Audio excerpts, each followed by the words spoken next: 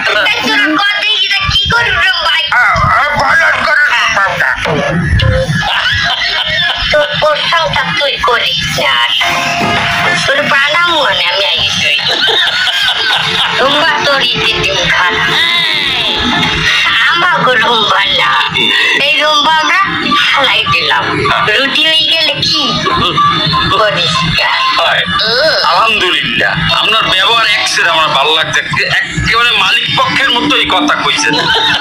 আপনার উপরে কি নাই না আমি রুটিটা খাইলাম, কিন্তু আমাকে রুটি কেমন লাগে? আমাকে রুটির মধ্যে দেখছে গরুর গোস্তর গিরা নাই। আমার রুটি কি আমরা গরুর গোস্ত মিশাই? এতে কি সুবিধা আমাদের করতে এমন কি আমাদের করলে নিয়ে পাওয়া যায়? আমার স্বামী আছে না?